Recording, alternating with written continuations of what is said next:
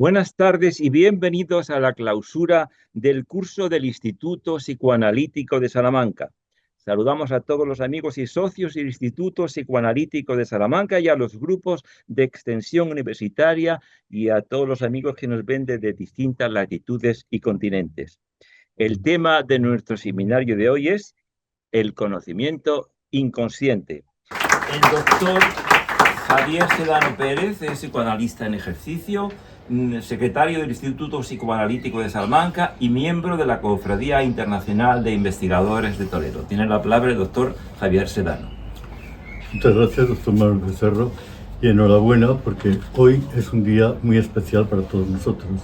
Además de ser el fin de curso, como veis, no es un seminario normal y corriente, sino que celebramos una mesa redonda, y esta mesa redonda tiene por objeto celebrar el doctorado honoris causa del doctor Manuel Becerro Cereceda por la Universidad Iberoamericana y del Caribe. Me gustaría destacar lo realmente importante que es esto para el Instituto Psicoanalítico de Salamanca, porque supone verdaderamente el hecho de que un foro internacional como es la Cumbre Mundial del Conocimiento haya reconocido en el doctor Manuel Becerro Cereceda la importancia que tiene el conocimiento inconsciente es de unas dimensiones verdaderamente inconmensurables, porque no solamente es apreciar y valorar el trabajo de un excelente profesional como es él, sino que es traspasar la barrera de los prejuicios que hasta ahora se han tenido respecto al conocimiento del inconsciente, del psicoanálisis, ¿no? Entonces, yo he sido precedido por dos personas brillantísimas y no me queda más remedio que intentar decir un poco lo que pueda para añadir a este tema, pero dando por sentado que lo verdaderamente importante ya está contado y que lo verdaderamente importante, pues ciertamente yo creo que les ha llegado a ustedes muy de primera mano. Entonces, tratando de repetir un poco las 4 ideas más importantes de lo que han dicho, podría ser algo así como que, en primer lugar, todos los seres humanos tenemos inconsciente. Nadie puede decir, no, yo no tengo. ¿Alguien no tiene actos fallidos? ¿Alguien no tiene sueños? ¿Alguien no tiene sensaciones emocionales a veces no puede controlar porque son verdaderamente violentas? ¿Alguien no se equivoca hablando alguna vez? Bueno, pues todas esas cuestiones que están relacionadas con el lenguaje, que tiene una base fundamentalmente inconsciente, en el inconsciente semántico, en el primer nivel, que están relacionadas con las emociones, que es lo que verdaderamente determina y orienta nuestra vida, que está relacionada con las pulsiones, que pertenecen a un nivel aún más profundo, ¿no? Como puede ser pues, el erotismo, la agresividad y aquellas tendencias e impulsos que están dirigiendo nuestra vida, y aquello que es lo verdaderamente radical, lo más hondo de nosotros mismos, ¿no? Entonces, recapitulando un poco estas 4 ideas principales, podemos decir: todos tenemos inconsciente y no tenemos por qué tener miedo a nuestro inconsciente, sino que verdaderamente ahondar en nuestro inconsciente puede ayudarnos a tener una vida más plena y más feliz. En primer lugar, manejando mejor el lenguaje, porque el lenguaje nos permite la comprensión de la realidad. Es decir, que mientras que existen miles de lenguas en el mundo, hay solamente algunas lenguas troncales verdaderamente importantes que han sido capaces de, desde la más remota antigüedad, por ejemplo, el chino, el persa, el hebreo, el griego, el latín y finalmente el español, han sido lenguas capaces de construir grandes literaturas. Esas grandes literaturas han formado las mentes más brillantes de la humanidad. Existen ciertamente otras lenguas, pero están a un nivel cultural verdaderamente distanciado de las grandes literaturas. Dicho esto, hay que decir que mientras que hay muchas lenguas, hay un solo lenguaje, entendiendo por lenguaje esa capacidad que tenemos los seres humanos de referirnos comprensiblemente a la realidad, en todos sus aspectos y en todos sus matices. Del mismo modo podemos decir que hay infinidad de sensaciones, infinidad de emociones, y que si no ahondamos en esa vida interior nos estamos perdiendo algo verdaderamente importante de nosotros mismos. ¿Qué decir, por ejemplo, de la inteligencia emocional y del conocimiento afectivo?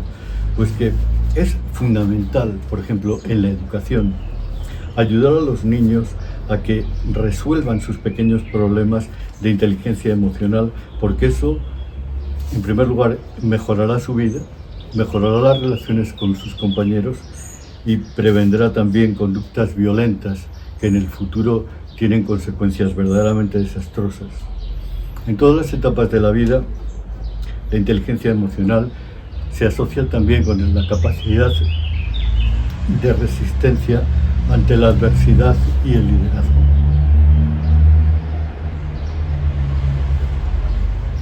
La profesora Beatriz Miranda ha desarrollado una investigación verdaderamente excepcional en cuanto a la terapia restaurativa en relación con los sueños. Los sueños son algo pues verdaderamente importante. Freud decía que son la puerta del inconsciente.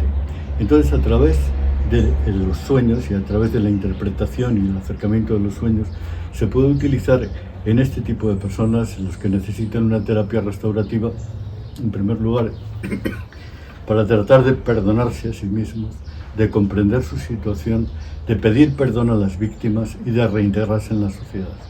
Esto es algo verdaderamente excepcional.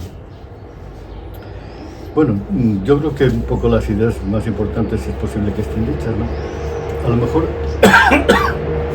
solamente matizar un poco más en cuanto a los niveles del lenguaje, porque si nosotros entendemos el lenguaje desde un punto de vista plano, es decir, si analizamos palabra por palabra lo que decimos, nos estamos perdiendo un marco n-dimensional.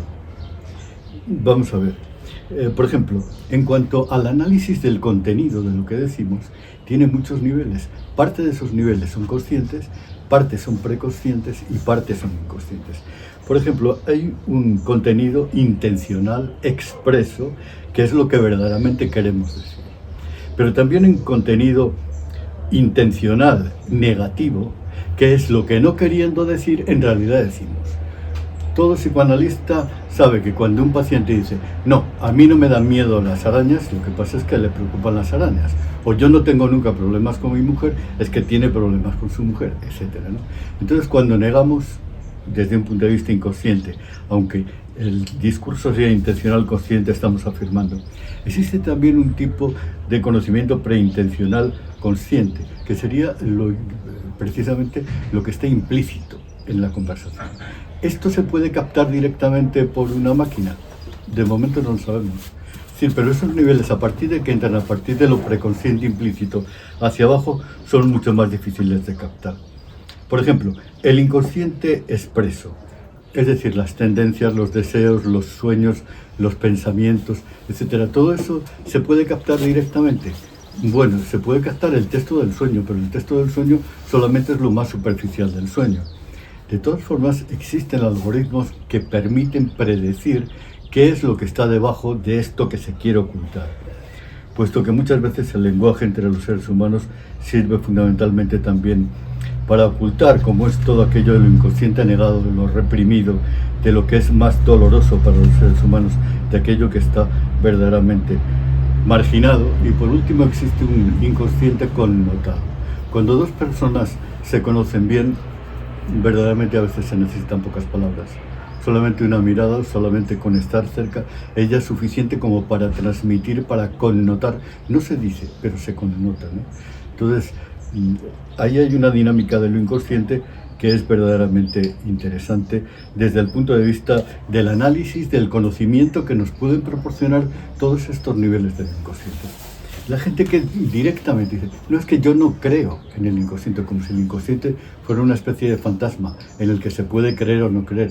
Es que verdaderamente tendrían posiblemente que leer un poco más, ¿no?, para darse cuenta que el psicoanálisis actual no es lo mismo que el psicoanálisis de Freud. Ha avanzado mucho en todos estos años y el psicoanálisis antropológico de Luis Sencillo puede dar soluciones reales y concretas a problemas reales y concretos, fundamentalmente por los problemas relacionados con el desarrollo de la personalidad, con la planificación de las capacidades, con el desarrollo en la educación y con la reintegración de las conductas violentas. Muchas gracias. Muchas gracias, muy interesante esta intervención. Bueno, pues para terminar voy a hablar sobre el inconsciente. Y nos preguntamos siempre, ¿qué es el inconsciente? Pues el inconsciente es lo que no sabemos, que está en nuestra mente, que no recordamos, y esa dificultad para recordar todo eso que está en nuestra mente puede ser cuando algo lo tenemos en la punta de la lengua, quiere decir que lo recordamos, y no lo recordamos en este momento, pero que puede ser recordado, con lo cual eso sería el preconsciente. Cuando cosas pasan a la memoria a largo plazo y ya no las recordamos, eso sería el subconsciente.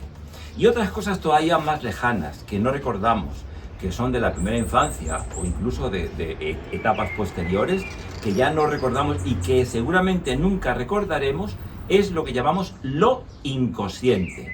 Entonces, a pesar de todo eso, es tan importante que cuando cualquier deseo que tengamos, cualquier cosa que deseemos, tiene un correlato en nuestro inconsciente, y ese es el verdadero motor del deseo.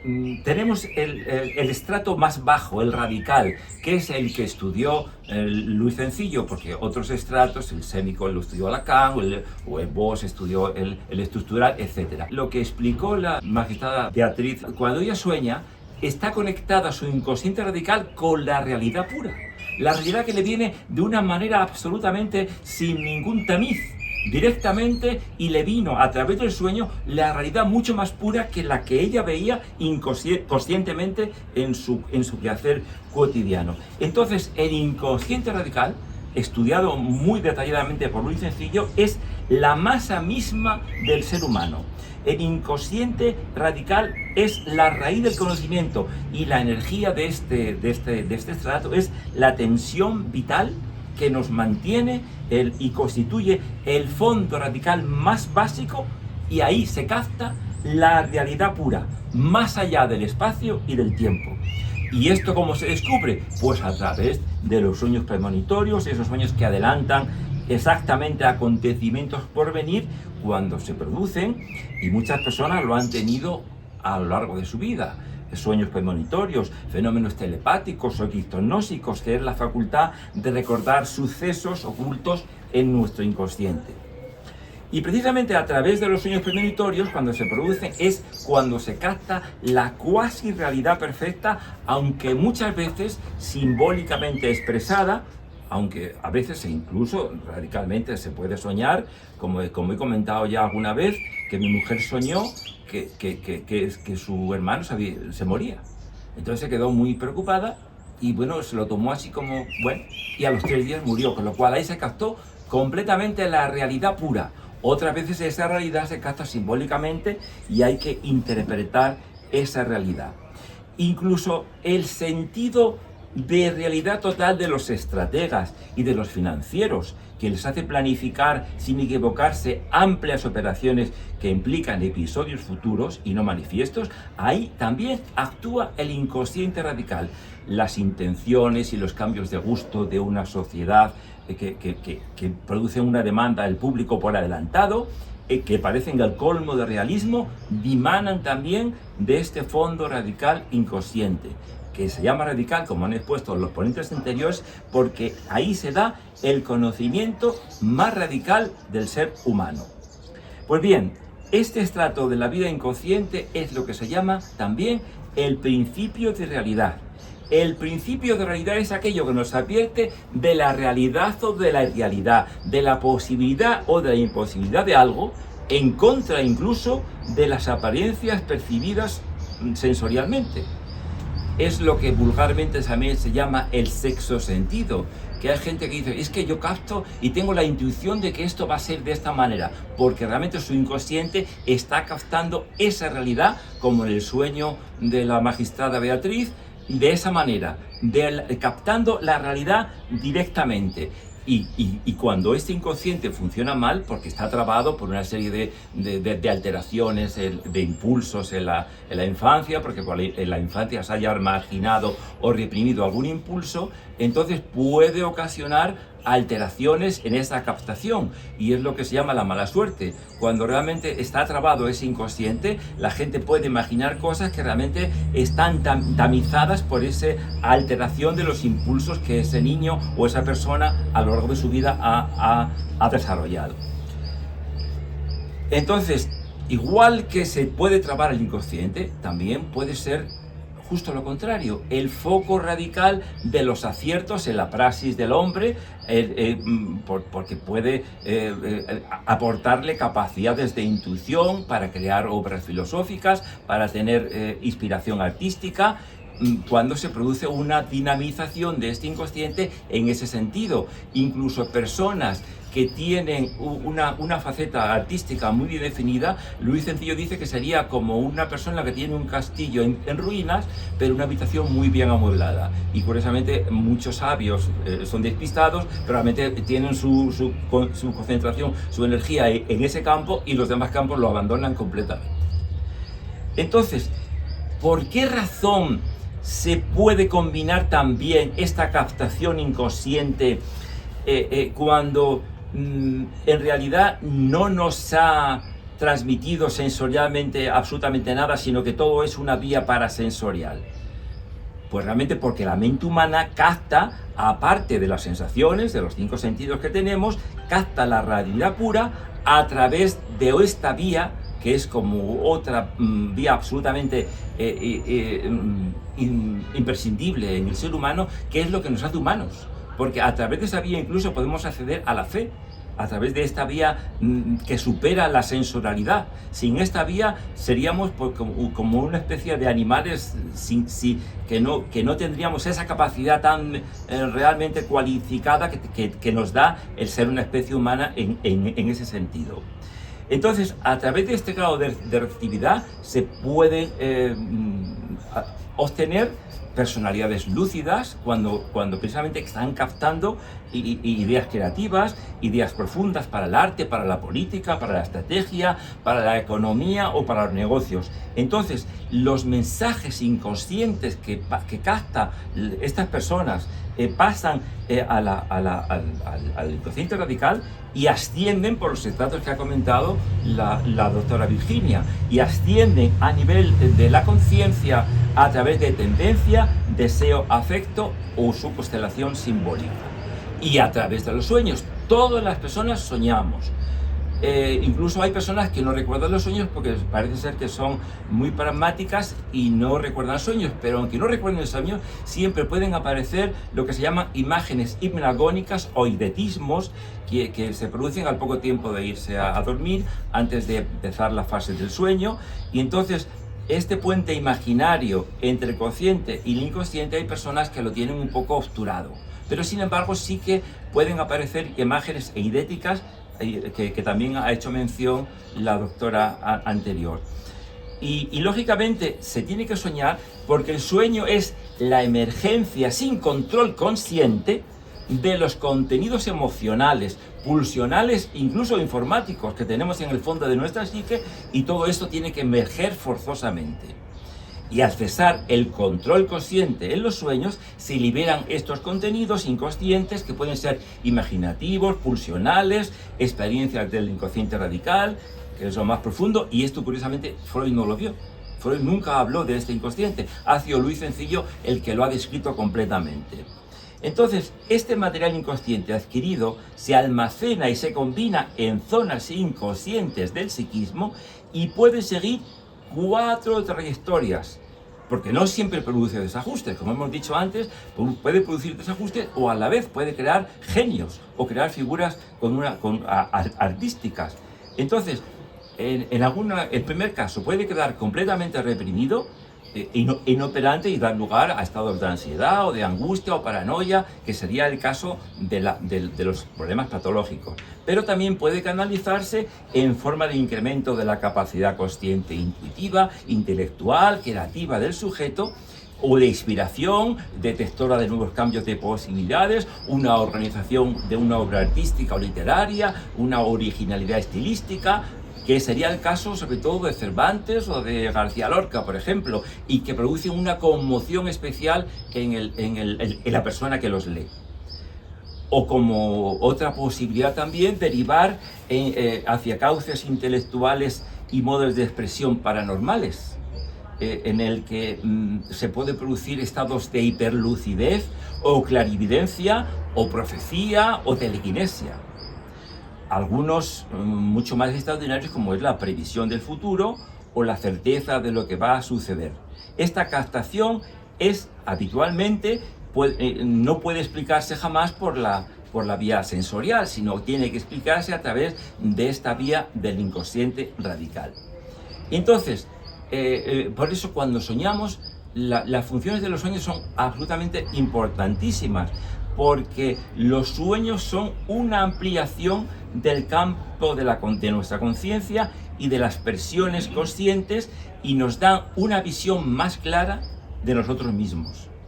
Se produce también en los sueños una transpiración emocional reprimida durante la vigilia, y es un estar en realidad sin ningún límite que nos impone muchas veces nuestra vida en vigilia. Y también tiene una función terápica, una función terapéutica de elementos reprimidos que han quedado olvidados, con lo cual nuestro sí mismo patológico se libera, o muchas veces de manera simbólica. El símbolo, de manera simbólica, el símbolo sería una señal que connota una serie de cosas. Por ejemplo, una señal de tráfico no sería un símbolo, porque solamente tendría una acepción que expresaría solamente un significado. Para que sea un símbolo, tiene que haber varios significados. Por ejemplo, el color rojo de un semáforo sí sería un símbolo, porque implicaría, aparte de una detención, un peligro a través del color rojo, y ya sería un cambio de nivel, y eso sí sería un símbolo. Por tanto, si se sueña con una escena de un accidente, sería un onirema, nunca sería un símbolo. Onirema sería la unidad mínima y elemental de significación onírica, igual que el semema, el mitologema, el teologema o el exema. Y estas unidades pueden adoptar tres modelos. Imágenes tipificables, como por ejemplo puede ser una serpiente en el sueño, una galería subterránea, una salida problemática, una mujer desconocida y misteriosa, sabios de ancianos, en los sueños femeninos, una selva, un jardín frondoso, paradisiaco, una horda de salvajes que hablan, una casa desconocida, una catedral, etc. O imágenes típicas, que sería una mujer muerta que se halla viva, o viceversa, una joya que no se puede obtener porque no tenemos la llave del joyero, o con atributos, o una mujer que se vuelve varón, o al revés, un hombre que se vuelve mujer, o estructuras de situación. Se puede soñar con que se cae al vacío, que nos persiguen, que hay un examen cuyo tema se olvida, un sueño que se vaga por lugares inquietantes, que se vuela, que se es espectador de algo. También se puede ver que uno se sueña, o dormir dentro del sueño, o reflexionar algo de lo que está pasando y pensar que eso mismo es un sueño. Sentirse envuelto a la infancia, volverse de una edad mayor de la que se tiene, o verse feliz con todos los deseos de la vida realizados, o al revés, verse condenado a muerte o interrumpido en una relación erótica, etc. Cuando se sueña que se está soñando, decía Freud que es porque la pesadilla es tan atinada y toca tanto nuestro punto débil que nos defendemos así diciendo, va, es un sueño. No todos los sueños se recuerdan, efectivamente, porque no son especies imaginarias sacadas de la realidad, sino que pertenecen a otra dimensión, a una dimensión onírica. En definitiva, los sueños nos hablan y son los que mejor nos conocen, los que mejor conocen nuestros anhelos y los que mejor conocen la marcha que llevamos en nuestra vida.